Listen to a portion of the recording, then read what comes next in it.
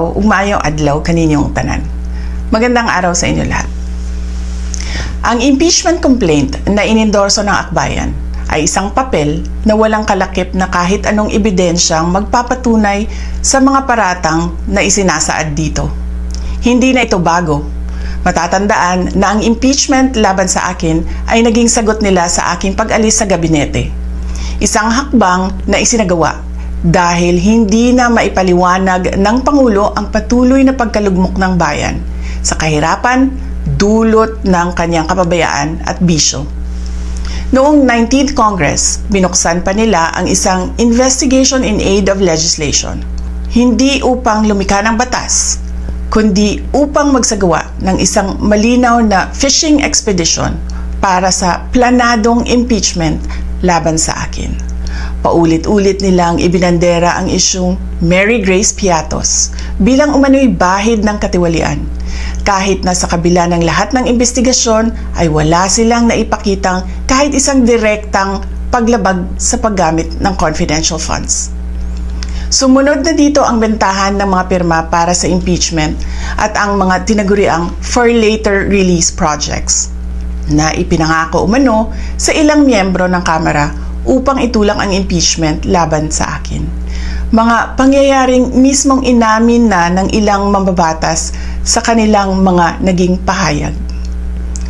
Mga kababayan, walang kredibilidad ang akbayan upang mag-endorso o magsumite ng impeachment complaint. Ilang ulit ng hayagang ipinahayag ng kanilang pinuno ang kanyang intensyong tumakbo sa pagkapangulo. Isang malinaw na indikasyon ng pampulitikang motibo sa likod ng kanilang mga hakbang. Huwag nating kalimutan ang makasaysayang talumpati noong Agosto 2024 ni Risa Ontiveros, kung saan malinaw niyang inilahad ang tunay na motibo ng akbayan bilang isang grupo. At habang ang anak niya ay may kapangyarihan pa, hindi magiging madali ang ating laban. While VP Sara is in power, the threat of a full-blown Duterte comeback is still a very real and present danger. For one, they are supported by one major superpower, China. Kaya malinaw na lahat ng ito ay isang uri ng harassment at pang-aabuso sa proseso ng impeachment ng grupong akbayan. Hindi malinaw kung ano ang ipinaglalaban nila para sa kaayusan ng bayan, pero napakalinaw ng kanilang pamumulitika at pagpapahirap sa usaping diplomasya ng ating bansa.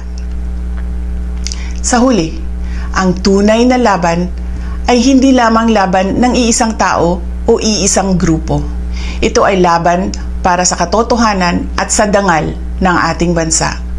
Naway magsilbi itong paalala sa ating lahat na ang kapangyarihan ng impeachment ay hindi dapat ginagawang sandata ng politika, kundi isang banal na proseso para sa hustisya at pananagutan.